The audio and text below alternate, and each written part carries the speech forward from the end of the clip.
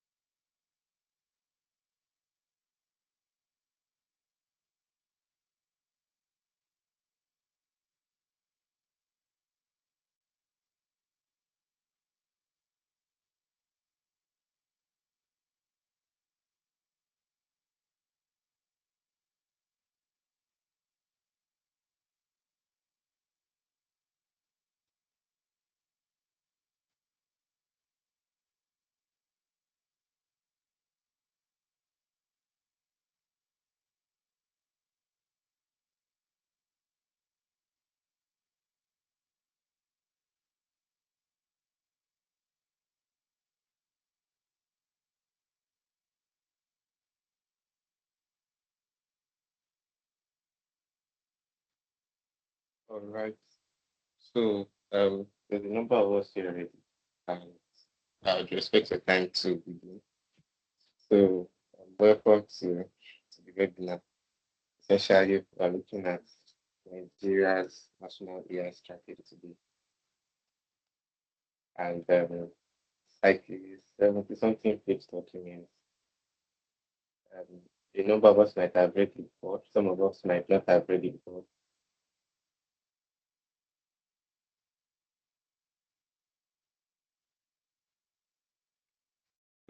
At the end of the session, I hope that we have like a good idea of what this national AI strategy entails, right? So this is me. My name is Ezekiel Alabi. I'm a project compliance student at Nanyang University of Nigeria, and I'm very interested in policy development. Recent that has become AI policy. So I did my internship at System Strategy and Policy Lab last summer, and I've been building my interest in policy along that line. I'm very interested in geopolitics. My YouTube feed is destroyed the geopolitics content. So eventually we'll see how that plays out into their policy. So I'll begin my presentation in earnest, and my goal is to finish before 9 p.m. So I might be rushing through some things that I have to come back to later. So why do countries need AI strategies these days? Like, why is it necessary for every country to create their own national AI strategy nowadays? Because national AI strategies have now become a thing of national competitiveness. As you can see, the potential for AI to contribute to the global economy is around about 434 of the targets of the different SDGs. AI can help to achieve them, right?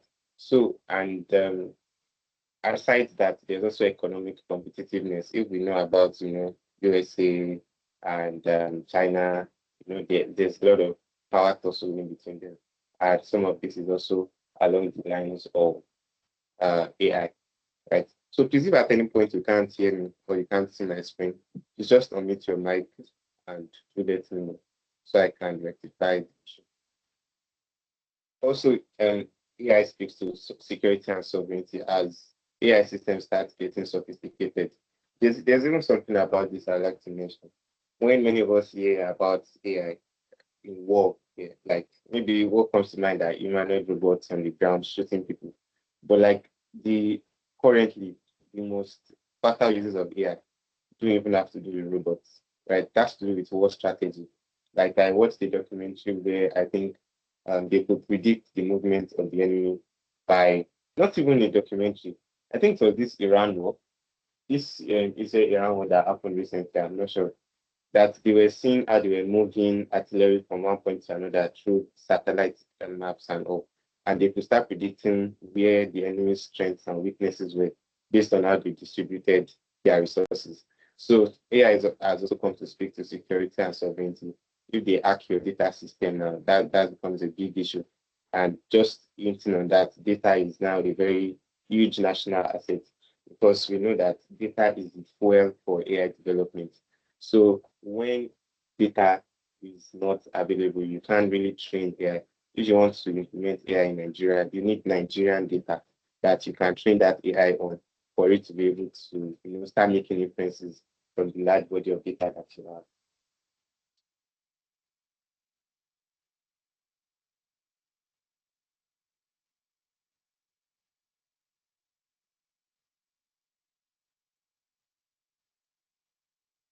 All right. And then lastly, social equity, right? There are inequalities that exist in the world already. And there are people that don't have access to internet, people that don't have access to power, people that don't have access to education. If care is not taken, and there are people that have been marginalized in society, if care is not taken as AI progresses, AI would only amplify those inequalities that exist, right? AI would only amplify those inequalities. So this is also why it is important for countries to have national AI strategies, to deal with that issue. So I would like to draw a straight line that a national AI strategy is quite different from a policy, from a regulation, or from a law, right? A national AI strategy is like is high-level document. It's just telling people that, oh, we, the leaders of these countries, we have thought about AI, and this is what we are going to do about AI. This is how we see AI. This is what we think about AI. Then you now come to the policies, right? So policies are now Good vested evening. on agencies. Hello? Is someone saying something? Hello? Yes, this ma. Yes. Hello? Can you hear me? Can you? Yes, I can hear you. You stopped hearing me or it was breaking. Okay, I can also hear you. I hope you can hear me now. Yeah, yeah. Okay, I just wanted to let you know that I can't see the screen. I don't know if it's a problem on my end, if any other person can see it. If I like minimize my screen, like I can see it, but if I open the app fully, I can't see anything. All right. This is that the issue for everybody. So I don't able to I can refresh see my your network. screen though. I can't see your Okay. screen here. I Okay, can I can see see you your on my screen now. end. Okay. Okay, let's just do a show of hands.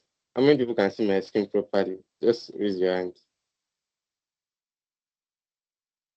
1, 2, 3, 4, 5. Okay, okay, 6. So Ikma, I believe you can see it clearly now, right? Yes, I can see it now. All Thank right. you. Maybe it was the network. But if you can't see it again, do let me know. So I'll see what we can do about that. So I'll go back to my presentation now. We were talking about the importance of AI for countries, and then I was drawing the difference between a national AI strategy, AI policy, and AI regulation. So as outlined here, you can see that the strategy just provides like an high level view, like it's just saying, oh, this is what we talked about AI. You don't enforce it into law, it doesn't stop anybody from doing anything. And Nigeria actually has one, and that's what we are discussing today, the Nigeria's national AI strategy. So a bulk of countries across Africa and across the world have their own national AI strategies. Some people have thought about AI so much that they even have the second version of their national AI strategy. Some people created their national AI strategies before ChatGPT even came out, right? And now they are seeing things like agentic AI, like Singapore, a country like Singapore now has guidelines along the lines of agentic AI. Then we have AI policies. So these ones are more specific. They give key performance indicators, they give the strategy, they give actionable frameworks, and they work through agencies. So according to the information I found, this is still in progress in Nigeria. So we currently don't have an AI policy. The last time I checked, there's no country in Africa that even has a national AI policy or an AI law. So what we just have in Africa are national AI strategies, and that is very, very sad. So something else that we have is also AI regulation. So this one is not like the law that police can arrest you for, the law that EFCC can arrest you for, something like that. So it has now been passed into law, something like that. So we don't have that in Nigeria. So now but we have bills. There's this 8B 942 and 8B 601, which are bills before the National Assembly. They are not enacted yet, but they were sponsored by certain members of the National Assembly. So without AI policy or AI law, there's no strength for the desires of the government to enforce what they are trying to do, to punish people's misuse of AI and to give rights to citizens regarding AI. So it's important that Nigeria now develops its own national AI regulation or AI law and really solidifies the governance of AI technology within the country. So the national AI strategy, right, it has three goals. And the first goal is economic growth and competitiveness. The second one is social development and inclusion. And the last one is technological advancement and leadership.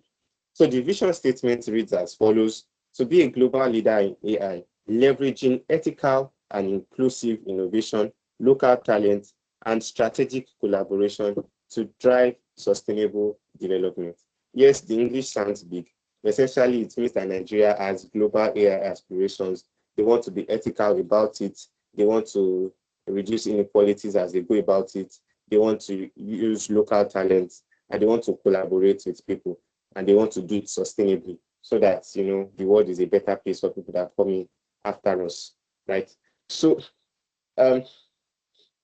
these three goals, we'll see how the different strategies, goals, and objectives. So there are three goals, there are 5 pillars, and there are 34, what's the word? We'll see it as we go. So like action points, there are 34 of them. So you'll see how the 5 pillars relate to these three goals, and you see how the 34 action points relate to the 5 pillars, right? So the economic growth and competitiveness speaks to industries, investments, and productivities across different sectors.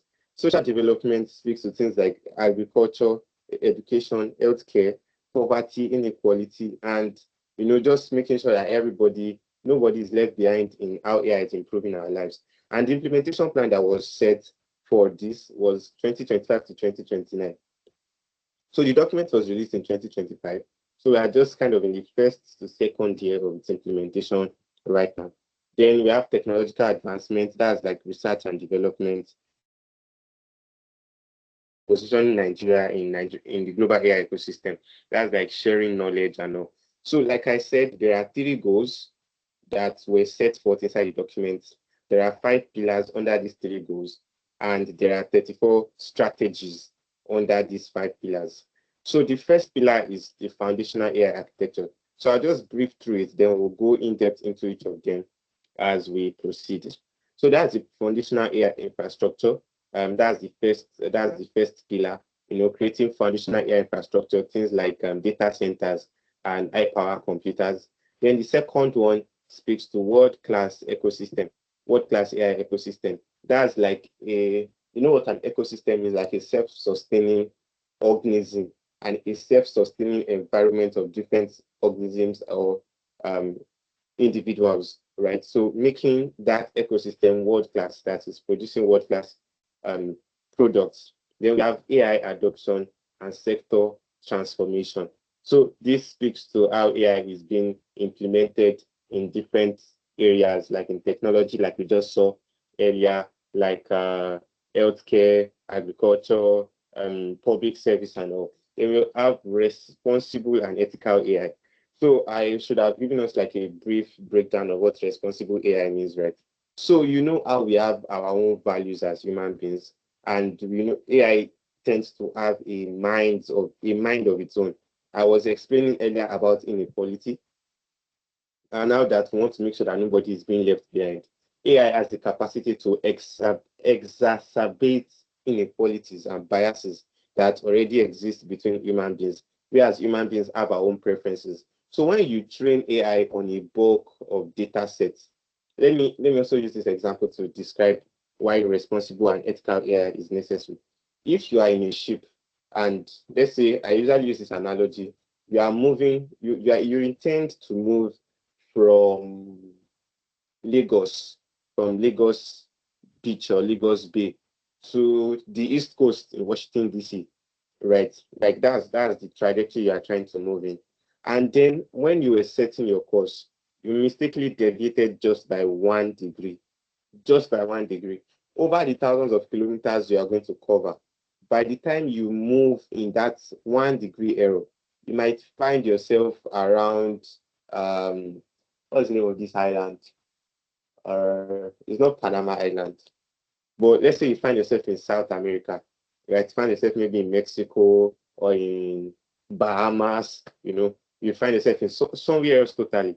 So because of the mass of data that AI deals with, it's important for people to guard against the biases that exist in these AI technologies, ensuring that the use of AI technology remains responsible and embodies the values of the people that it is going to be affecting.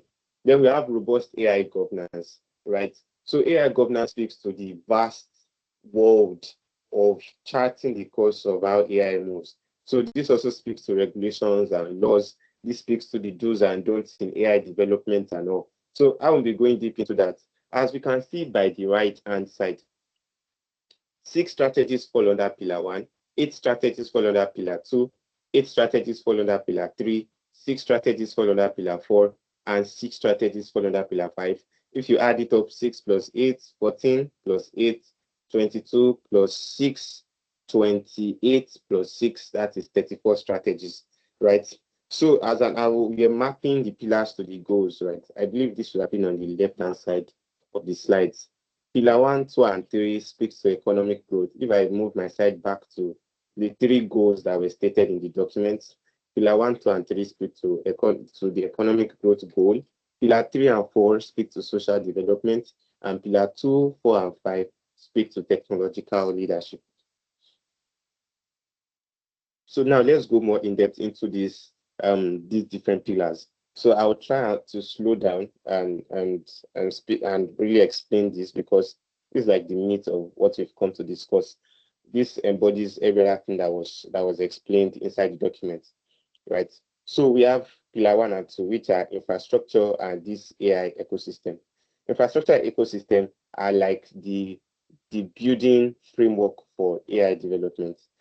So HPC means high power computing, and talent speaks to the people that actually develop AI. If people don't know how to develop AI within Nigeria, we are going to be technically handicapped in what we can do as a country.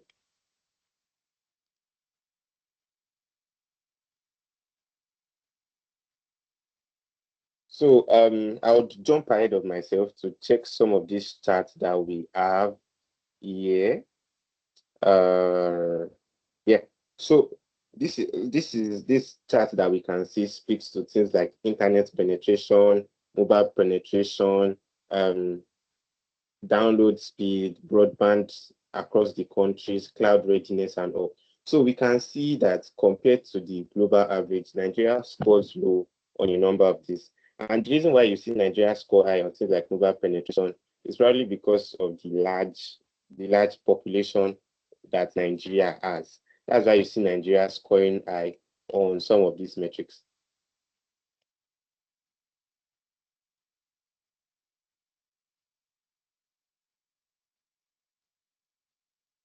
For connectivity, Nigeria has a download speed of about 35 megabytes per second. That's just like an average of proper internet speed. I think Singapore has up to like 90 something megabytes per second. The internet penetration is around 43% within the country, and the scoring is just around 111th position globally. Also, data, like we were saying, that data is a very core. So I just wanted to like take us through these different infrastructural aspects of AI development. So I'll go back to the pillars that we were looking at. So foundational AI infrastructure. So this pillar within the national AI strategy speaks to making high-powered computing more affordable. Even though I have not seen a lot of progress in that area, because the chips that they use for AI development are localized only between the US, Taiwan, and China, right? Then also having a national AI data center. This was one of the things that was mentioned within the document.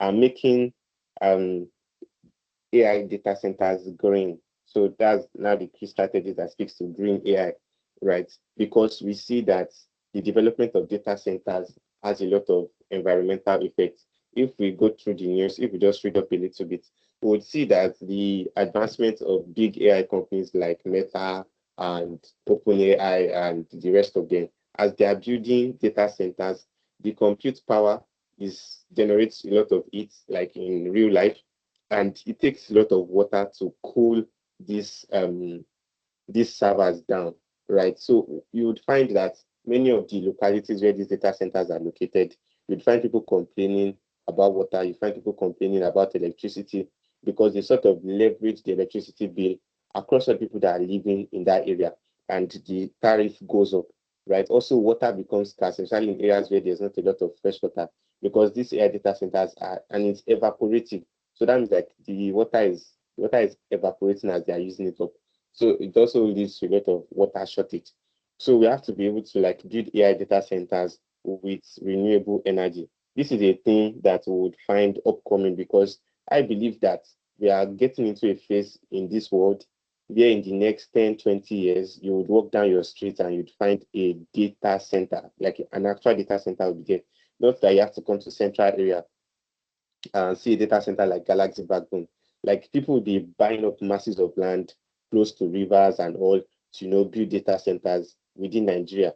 That day is coming, and people that's why we are equipping ourselves with knowledge like this, to be able to advocate for renewable powered data centers. Also, private sector investment within this. I think there was this hyperscale data center that just opened in Lagos recently. So also some of the key strategies about building on the cloud and this Galaxy Backbone leveraging their infrastructural capabilities for building AI. So one of the gaps that still exist in this is that, and this is like a core gap that we would see across board, right? Nigeria's AI data center is lacking, sorry, Nigeria's national AI strategy is lacking in the specifics. I'm going to drill down on this later. There's no investment, like they did not state how much is going to be invested in AI data centers. There's no timeline for investing. There's no funding source that was specified for these things. So that's why we still say we just have a national AI strategy. We just talk about it. It doesn't look like we are planning to do something about it. Then we have world-class AI ecosystem. This is the second pillar, and this speaks to building AI centers of excellence. So I'm not sure if I remember correctly, Money Point just gave some like I think three universities like 1 billion naira fund for something. If I'm not wrong, it was an AI like there were AI buildings, AI centers of excellence rather. So this is where people come together to do research on AI. Part of the very popular AI hub in Nigeria is the NEET hub at Unilag. So it's within the university, and students come around. It's run by NEET that students come around to learn about AI developments within the country. So other objectives are having grants and startups. So some of the strategies that were stated under this, there's this 3 MTT, 3 million technical talents that was started some years back. So they still intend to move on that lens to build AI talent. Having a national AI conference, just a few days ago, we had the Nigeria AI Summit at Transcorp Hilton. I was able to make it to the venue physically, even though some things didn't go as planned. But we'll start seeing more of those kinds of summits start coming up around the country, right? Having national AI conference where people come together, especially Nigerians, to discuss the latest in AI. Just as you see a lot of creator summit, finance summit, investment summits, we start having AI summits. Like I strongly feel like I believe we all know AI is coming for everything. Like, oh my goodness, it is coming. It is coming for everything. Within my organization, where I'm doing my industrial training, we just recently hired an AI lead, and this is like a multinational franchise, right? So it's still what has been done within the organization is still very far from many Nigerian companies. But that's something we'll start seeing very soon. We'll start having AI ethics professionals, people that are within the company to ensure or to manage the ethics of data, manage AI governance. That's like another field on its own. There's like AI governance certificates these days now. So those are things that are going to be coming up very soon. Another strategy that was mentioned in the document are deep tech accelerators, just as we have, hackathons and all these accelerator programs. We'll start seeing more accelerator programs for AI intended projects and startups. But some of the gaps that we still see in this is that the retention mechanism for talent is not so much there. You see a lot of countries these days that have tech talent visa. If I remember correctly, as I was reading, UK at a particular year, that 2023 or 2024, saw almost 800 Nigerians coming through their tech talent visa, right? So you see a lot of people that are jackpying, a lot of people are leaving the country. And I was saying in one of my write-ups, I don't on LinkedIn, I've scheduled it already. I don't know if it's up already. But if we are not able to, if Nigerian youths are very resilient. You know, people know how to use YouTube these days and use internet these days, use the little network that we have, the little power that we have to become very good in their field. And when these people become good, their eyes is on outside the country. There's no incentive for them to stay within Nigeria and build solutions within Nigeria. So if you are building talent and there's no mechanism in place to retain this talent, these people are going to leave. These people are going to leave, and that's going to be a shame on everybody because it's as if you are just farming them from outside. Like this national AI strategy that was developed, I feel like 50% of people that developed it, they had to call them in from outside the country. They were Nigerians that were in different parts of the world. They had to call them in from outside the country to come to Nigeria and work on this. I think some people worked on it virtually, but it just shows that we are like some of the best of Nigeria's talents are outside the country. And even if the best are within the country, if there's no incentive for them to stay, they begin to leave too. So that's one of the things we don't see a lot here. Reading the Singaporean National AI Strategy, you would see. So I think they made some recommendations within the documents. I can't recall them correctly now, but they made some recommendations too. But you see some national AI strategies like Singapore, you know, they make it easy for people that are working in AI to come into the country and do their research and build their products there. So that's for the pillar 1 and 2. You have pillar 3 and 4. So pillar 3 speaks to sector adoption within for AI and digital transformation. Yes, this is also something we're going to see. We start seeing this is exactly the role it's called AI transformation lead. We start seeing people becoming AI transformation leads. We start seeing people become AI consultants, you know, at different organizations. But that's just for the private sector. Let's come back to the national AI strategy. So start seeing AI strategies, or the objective is to see AI strategies in health, in agriculture, finance, education, and public service too. So that speaks to the government implementing AI within their what's it called? Within their systems, having high quality national data sets and making sure that youth become AI skilled. I was also writing something on my LinkedIn recently. I think it's still on the same area, right? That we have like 4 grades of AI literacy among Nigerians, right? We have those that just use Claude. Sorry, some people don't even use Claude. Some people that use Gemini, ChatGPT to do the assignments, to ask about their girlfriend, to ask about a problem that they are facing, to tell that they just broke up with somebody. There are people that use AI for those, right? They will now come to those that actually know how to prompt AI to do the work that they want to do. Then we have the AI technicians, as I would like to call them. So they are not AI producers. They are like the plumbers. They are like the carpenters of AI. So those are people that do anything automation and the rest of that. Then we now come to the people that actually develop AI technology, people that do data labeling, people that write algorithms for training AI data sets and all. So those are like that's like the fourth deepest level of AI development. And as you can start coming down that funnel, you start to see that the literacy of Nigerians begins to reduce, right? Not a lot of people actually know about AI to that extent to be able to maximize it as probably like creating their own foundational technology out of it. Like how many AI startups have we seen? I just said of Jan GPT that got acquired by a particular company. We'll start seeing more of that because AI powered companies are going to be like people are going to be casting their eyes on it. See, AI is coming like, you know, it's like when people were talking about social media, internet, have a website, have a social media platform, have a website, have a social media platform. Very, very soon, AI is going to become common word, very common word among people. And this is not even going to be about prompting. It's going to be about integrating AI into the core of what you are doing, right? Then I want to speak to national data sets too, right? if you are training, anything right now, or if people are pulling statistics, if people are doing assessments, very soon we'll see some charts that will show us about AI readiness within Nigeria. And then I'm just pointing to that. People that prepared those AI readiness assessments, right? They used certain criteria, certain metrics to deduce the scores that they give to the countries that they are scoring, right? And that's what they pull from data sets. That's what they pull from data sets. If you are going to build an health tech product, you need data sets. If you are going to build a fintech product, you need data sets. That's why some people go to things like Bureau of Statistics and all to get data right.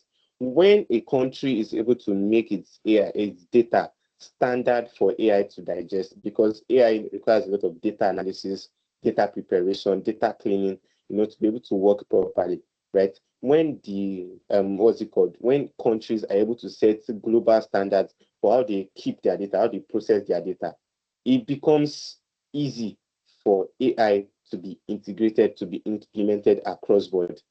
Another funny example I'm going to use is when you want to wash plates at home, if you do wash plates or if you get to do so, right? Imagine you want to wash plates and there's a lot of debris, a lot of oil, a lot of dirt, like leftovers inside the plates are scattered, everything is just all over the sink. When you come there, you are so disenchanted from wanting to wash anything. But imagine while you stepped away, somebody came around. The person didn't wash the plate, oh. The person just cleaned all the debris out of the plate. The person arranged the dirty plates on the sink, put the cups aside, put the spoons aside, put the fork aside, arrange the flat plates, arrange the pots, just cleaned it up. It becomes easy for you to just come in, pick the sponge, pick the soap, and wash, right? So that's what having high quality data sets does. Right. So some of the strategies right beside this are having sector-specific AI roadmaps. So I'm currently pioneering a project called the African AI Policy Review. And within this project, we're also going to be charting like roadmaps for implementation of AI within different sectors. Right. So there's also this open data initiative. I believe it's about like making data accessible for people. Then we have the Nigerian AI use case portfolio and having awareness campaigns regarding AI. So maybe having podcasts, radio jingles and all regarding AI. Then along the lines of responsible and ethical AI, they recommended having like an AI ethics expert group, having principles and frameworks, having algorithmic impact assessments, and having a legal reform. So some of the strategies that we stated under this are having data sheets, having privacy impact assessments, having high-risk AI updates, and alignment with the Nigerian Data Protection Act of 2023. But some of the gaps we still see is that many of these things have just been proposed. They were not properly specified. They were just very vague. And if you know what they call the smart goals, right? When you have something that is not specific, it's not measurable, it's not actionable, it's not time bound, it's very difficult for you. It's not relevant, right? It's very difficult for you to keep track of. I wish I could pull up the Rwanda National AI Policy for you. That document, that document is excellent. The document has dates, like that's financial year for each strategy. Then it writes the ministry that is responsible for implementing that strategy right beside it. Oh, this one is Ministry of Education. This one is Ministry of ICT. This one is Center for Fourth Industrial Revolution, right? It's everything is clearly stated. They have the key performance indicators. They have what success looks like. Like the document is a full implementation plan. And that's really what national AI policies are supposed to look like if we are interested in getting something done. Then to the fifth pillar, which is governance, right? Having like a governance regulatory body. This one is still in the works. You see, it doesn't even have objectives. It doesn't have strategies, right? So the strategy is also developing a robust AI governance framework. So it proposes having a national AI policy, having independent AI governance bodies, and having a risk register. So like people can what's the word, can document AI risk incidences and people can take note and learn from it, just as you have black boxes within aircraft, right? So as of 2026, a lot of things have not been finalized regarding AI governance in Nigeria. And there are conflicts of interest that arise, as it seems as if the NIT that is preparing this document is still the one that is what's the word, that is responsible for implementing them. So this is just like a graph that shows a bulk of how Nigeria, okay, there's a typographical error, not Rwanda in context, should be Nigeria in context, right? So how Nigeria compares to many other African countries. So I would try to expand my screen so that we can see this clearly, right? So if you can see this column chart, you can see Nigeria, and it's close to 0.4 on the index. We have other countries like Kenya, Rwanda, Morocco, Egypt, and all, and they seem to have higher scoring index. So this scoring was done by the International Monetary Fund, that's the IMF, and this was their 2023 AI preparedness index. So in 2026 now, so I believe things will be better, especially how we now even have a national AI strategy. So the having a national AI strategy is part of things that boosts the preparedness index of Nigeria. So I don't think Nigeria is doing badly compared to many other African countries. So let's look at the Oxford Insights Government AI Readiness Index of 2024. If you can see clearly, Kenya is on top. Kenya is doing really well, if you ask me. Then we have South Africa. South Africa, just food for thought. South Africa just pulled down their national AI policy. They were actually about to implement a law, like the AI regulation, if I'm not wrong. Like just few days ago, I think this June, they just, or June or April, thereabouts, they just pulled down their AI policy because they found AI hallucinated references inside documents. I don't know who created that document. When I read it, when it was still online, when I read it, I was seeing, you see those ChatGPT circles. I was seeing those circles inside it. I was like, who wrote this thing? You see the person just paid for ChatGPT Pro and wrote the document. The person didn't even prompt the AI very well. They didn't even clean it up at all. It was so difficult to read. They just find out that it actually had AI hallucinated references. I'm not shocked. So Kenya is on top. I don't think South Africa deserves to be here again. But South Africa has a lot of AI startups. And we have Mauritius. Mauritius is a country off the coast of Madagascar, very tiny island country, but they are doing really, really well. You see, they have a position of 48.3. That's like third position in all of Africa. And the global average, if I'm not wrong, is 41.4. So Mauritius is doing really, really well, and they keep getting better. Then we have Nigeria. Nigeria at 47.9. So I'm not saying Nigeria is doing terribly on this metric of the Oxford Insights Government AI Readiness Index, but compared to the sheer size of Nigeria, relative to countries like Kenya and Rwanda, like Nigeria has to do way, way, way better. Nigeria is huge, and Nigeria has a lot of power, right? So this is just an overview of what Nigeria looks like. This presentation is about Rwanda and Kenya. I'm running out of time, right? So I've not come to this slide before. So the AI readiness is what's it called? Is set back by a number of things. This is also just an overview of some of the things that Nigeria faces. So about regulatory readiness, how Nigeria compares with the African average, data governance, innovation ecosystem, human capital and skills, and the digital infrastructure. So I won't spend too much on this slide, as the next slide would also shed some more light on it. So when we talk about infrastructure and accessibility of AI for people, right? The things on this slide is usually what we are talking about. We're talking about data centers, we're talking about penetration of devices, we're talking about internet connectivity, we're talking about broadband subscription, we're talking about data speed, right? Those are some of the things that we are talking about in this sense. Energy, right? Data quality too. Those are things that we are actually talking about. And you can see that compared to the global average on a number of these things, Nigeria is not doing so well. Only mobile penetration, and I mentioned that's really probably because Nigeria just has a high population and a lot of people use many phones. So if that's like that mobile penetration is high. So we also have things like connectivity gap, power and reliability. As I mentioned, AI development is very power heavy. If you are going to be building AI centers of excellence, and or if you want to, so there's this thing about sovereignty, as we mentioned earlier. Part of the reasons why countries need to develop their national AI strategies, sovereignty is very, very important, right? If you're not able to develop your own AI, then how can you have a say over the AI? I'm not saying that kicks out the importance of having national AI strategies and having governance mechanisms for AI. Doesn't strike that out. But if you want to have a say over something, then you have to own it. So if there's a technology you don't own, then how much can you say about it, right? So it's important that if we are going to own our own AI, if we are going to own our own data within Africa, we need to be able to create our own compute capacity. We need to be able to create our own compute capacity. That's something a country like China has been able to do and still continues to do. And that's why they can have a say over development of AI and all.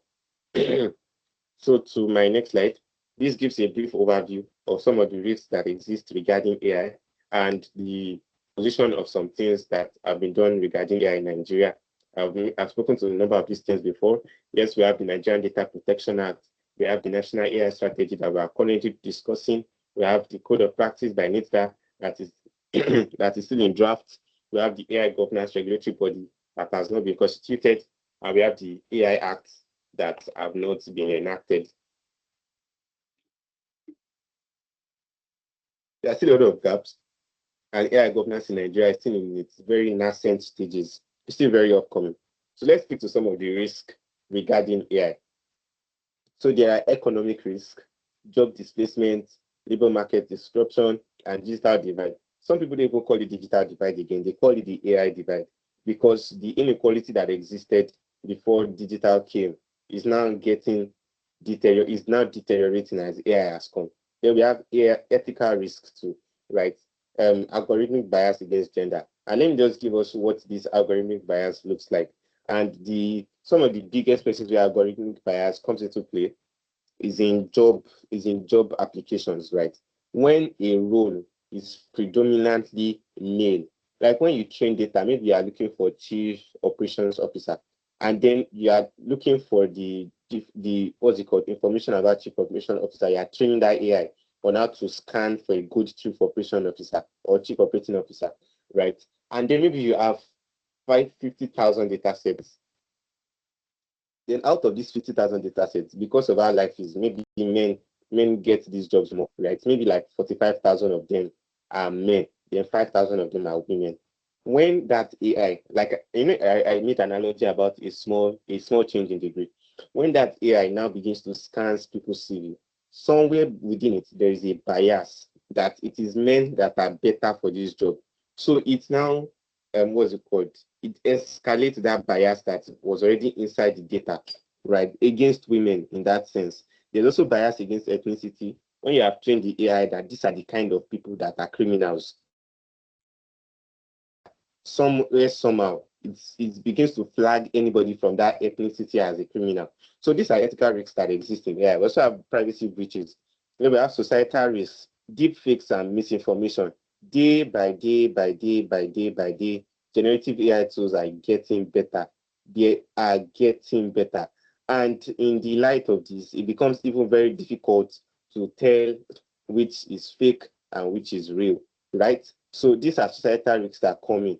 And you can see, like, I remember there was this video of Very Dark Man, I think, where I think they said he doctored a voice note, say it was Tinubu that was saying something that he said in 2023, and they like overlaid it. They said it was a voice note that it was right from the president and all. And it was just a fallacy. So that's part of how AI begins to, and then if not because people could tell, maybe people that concluded that it was AI could conclude that it was AI, that would have gone ahead as misinformation and affected democratic processes. Then we have technical risks too, like model failures, cybersecurity vulnerabilities. There's a thing called Cloudflare, and it seems whenever Cloudflare is down, a number of all these services that we use go down too.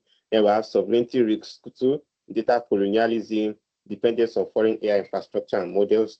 I think I've touched on this before. So these are some recommendations. We are gradually coming to the end of our presentation.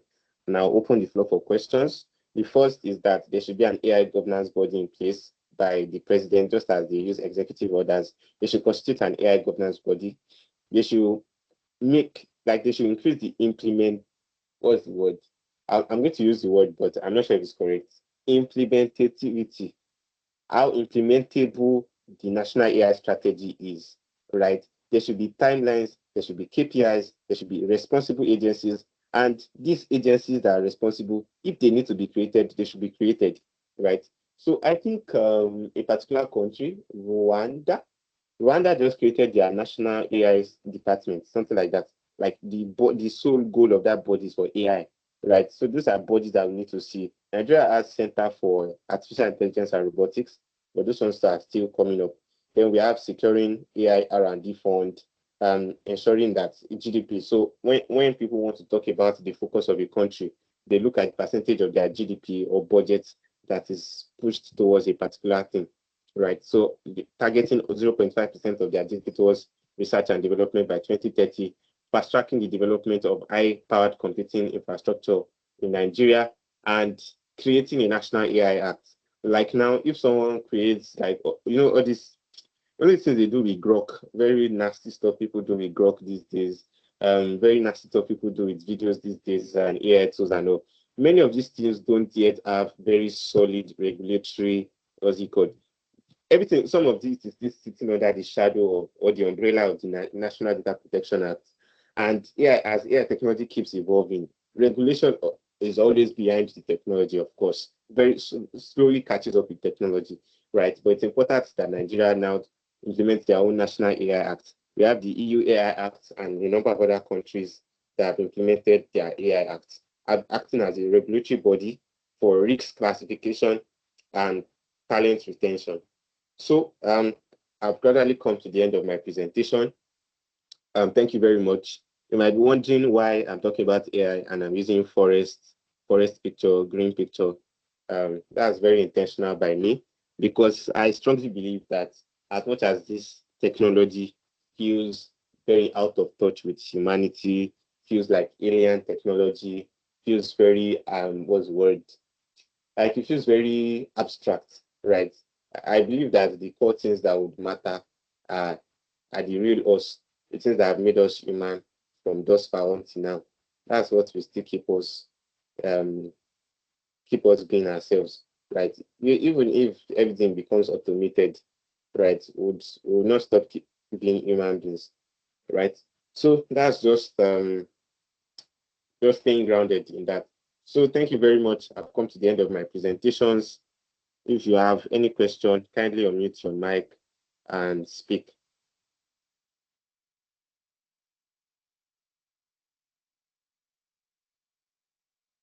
Thank you for the applause. Yeah, please, if you have any questions, let me know. Just unmute your mic. Just unmute your mic. Bright, you can speak, please.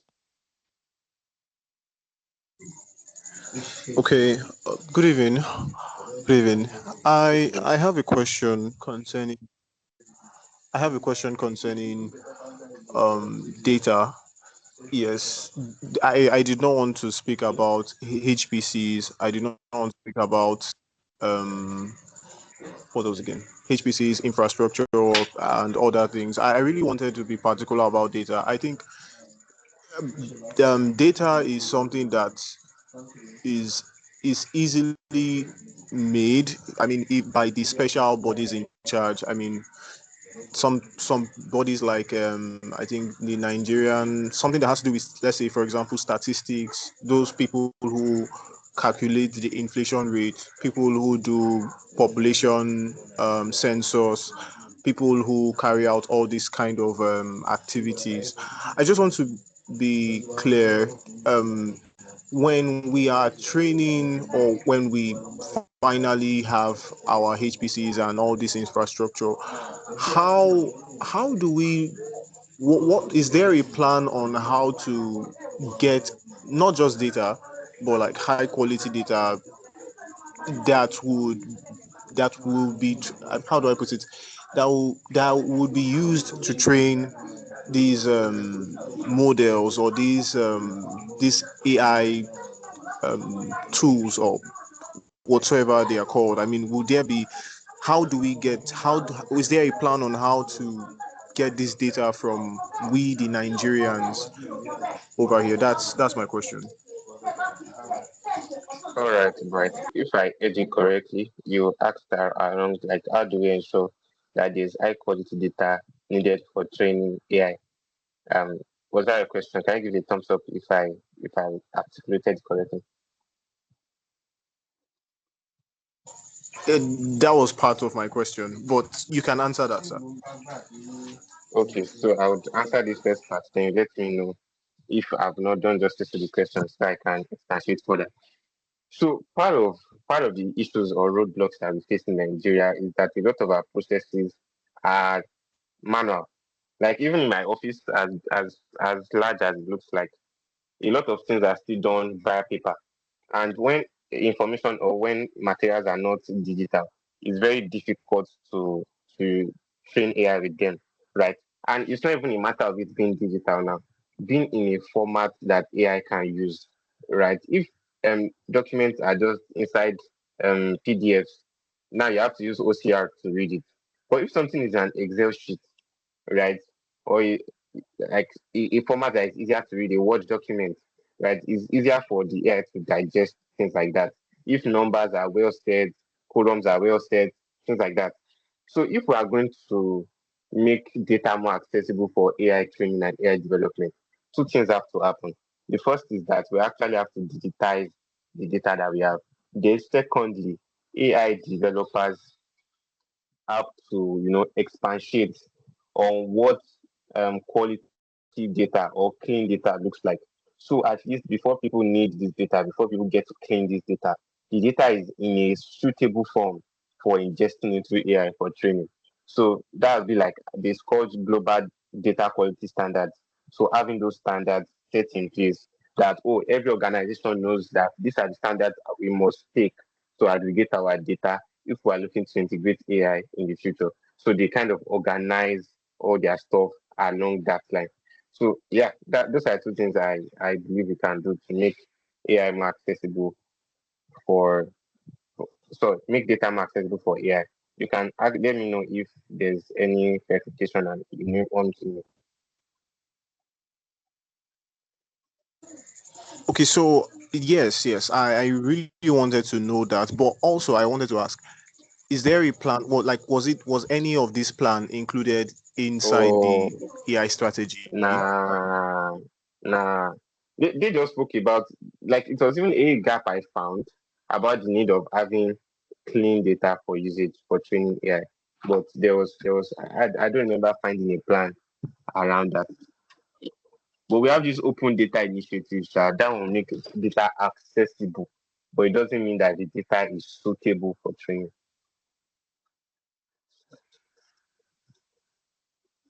Thank you so much, sir. You're welcome. Gift, I saw your hand up. If you can mute your mic and speak. Okay, so yeah, thank you. Can you hear me? Yes, clearly, Okay, loud and so clear. thank you for that presentation. I mean, it was very educative. Yeah, so you said something concerning, I mean, living in Nigeria. I mean, you said something concerning how that Nigeria is not like that good to the point of people that are very educated in here, can stay. So people like have to like go outside. So I'm not sure if I heard that part well. What is Nigeria doing in order to make sure people are not living? Because if you look at it now, let's assume I'm learning something like machine learning. Like I'm into something like machine learning. If you actually look at it, there are basically limited ways where I can like work with that in Nigeria. Basically Mm, not because of that I'm jobless or something, but because my skills is not like applicable. There's no way I can use it to like get, if you get what I'm trying to say. So what's Nigeria mm, doing towards that? And also mm, concerning data centers now, we know the kind of issue we are facing as pertaining to power and electricity now. And as you have said, to power data centers is not beans. I mean, mm. according to what I heard, data centers are consuming like I can't remember the amount, but it was an outrageous amount of times. Like the Energy. amount of Yeah. the amount of multiple of, I think, about 10,000 times of at which a particular city consumes energy. That's just one data center is consuming. So my question is, how is Nigeria like going to cope? Like, can we like sustain that kind of ecosystem? And also, my last question is concerning what's happening online now. Is this data center in space? I don't know if you can talk about it. Mm. Yeah, that was all. Thank you. Okay, so you mentioned a number of things. I'll try to respond to all of them. If I missed anything out, you can just call me back. So the first thing I remember I spoke about is about the brain drain, or what is it called? Talent brain drain, and what Nigeria is doing about retaining talent, right? So I think in the AI strategy that was mentioned, and as I mentioned, like a number of people that worked on this AI strategy had to be called in from outside the country, right? So in the AI strategy, it was mentioned, to maybe make like visa available for people to work in AI, making their pay better and things like that. But it, like we said, a lot of things were not put into detail with this AI strategy. They were just mentioned in passing, right? So I think you'll find it under building the like ecosystem and building talent. Which of the pillars would that be? Yes, building talent, right? So attracting Nigeria AI global talent. So I think part of the thing they mentioned is also working with what's it called? Working with Nigerians outside the country that are working in the space of AI. So there's not a lot of robust work around building retention mechanisms for AI talent within Nigeria. That's things that will still see for me. But this is a prediction I'm going to make. This meeting is on recording, and I believe we'll come back to it in the future. But this is a prediction I'm going to make. Within the next 5 to 10 years, we'll see an exodus of a lot of AI, what's it called now? Of a lot of AI professionals. They'll be going outside the country. They'll be going outside the country. Then I now believe like in the next 10 to 15 to 20 years, you now start seeing these people coming back within the country to take up high roles, within the country to, manage AI, implement AI. And maybe you could even reduce the timeline by three, maybe next 3 to 6 years, 6 to 9 years, because things are moving very, very fast in AI. So I don't see a lot that Nigeria is doing regarding retention mechanisms for AI, because what the government can do is quite little. How many people can the government employ? Right. So part of the things they can also do to attract people to stay within the country is building these centers of excellence, building space for people to do research in AI. And that still means making these high power computers available for people. But that's not a lot that we have seen at the moment. Then I remember you spoke about data centers in space. Oh yes, yes, yes. I saw it too.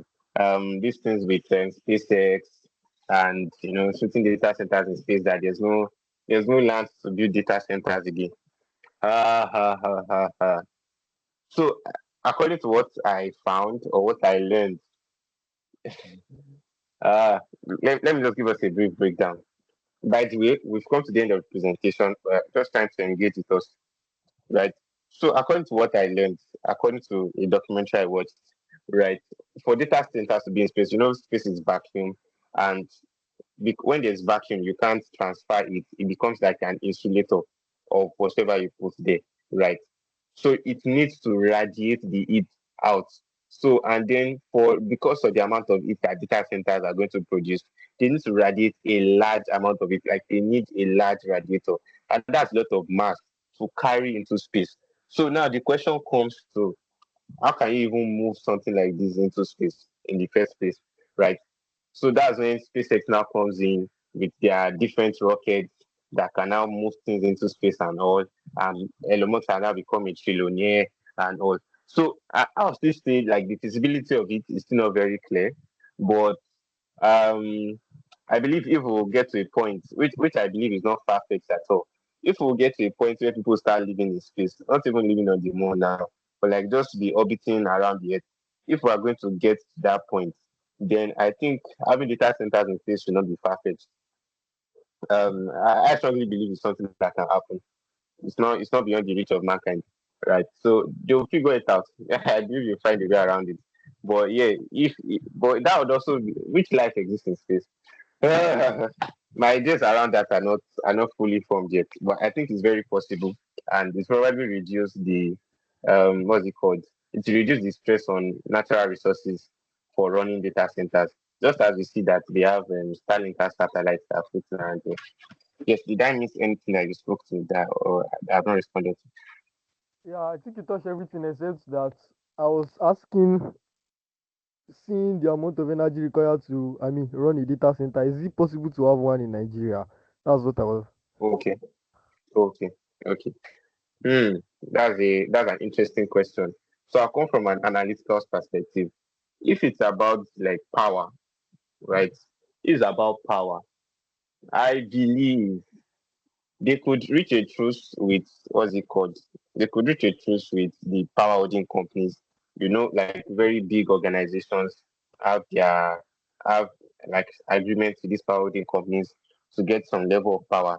But then even these big organizations still have to have backup energy, right? So I believe that it's the power is still epileptic and does not encourage AI development. But we would eventually get to a point where people will still have to build data centers in Nigeria, right? So I believe that they will be able to do that. They'll find a way around it. And renewable energy, things like what's it called, solar panels. Solar panels are something that can happen. We have good sunlight here in Nigeria, so solar panels are something that can come into place. I feel like when the need arises, innovation will meet up with it. And I'm not even talking about new technology, but I feel like people will find a way to make it work and make it efficient. It's just that there's no What demand about for that what about technology yet. cooling the data center? What What about about what? cooling the data center? Oh, Cooling the data yeah, centers. That's been the major complaint so far regarding AI. Like yeah, they yeah. say it consumes a lot of water, a large amount of fresh water. Yeah, yeah. That's very true. So this is my own hypothesis regarding that. I believe Nigeria is quite large and Nigeria has a lot of resources.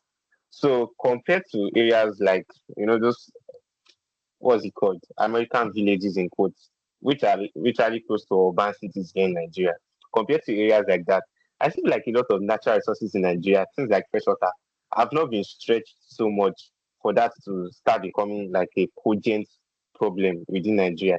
I feel like the resources in Nigeria can still undo the development of data centers to a point before it now start becoming like an epistemic issue regarding cooling data centers. So I believe we'll find a way around it.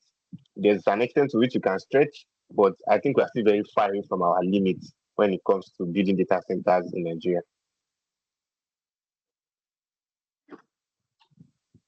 Okay. Yeah, thank you very much. I think I get that. But You're just welcome. just to like point out, I get what you said. Just to point out the amount of the amount of energy that solar this thing can generate. I don't know, based on what I read, sha, it's not enough to like power power some data centers when they are like in full capacity, depending on the amount of power. Mm, That's another thing to worry about. But I got your point, mm, sha.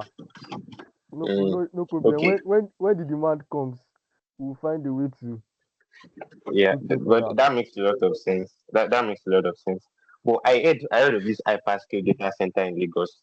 I want to believe those people found a way around power to be able to build their data center there in Lagos. There's also Galaxy Backbone.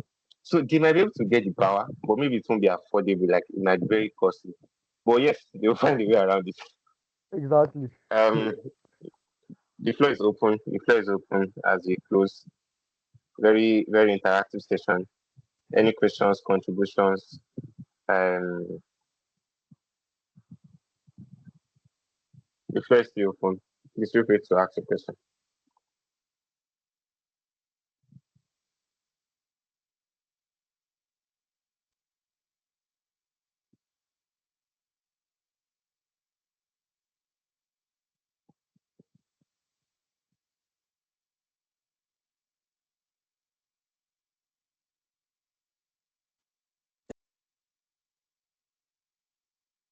Any questions, any contributions?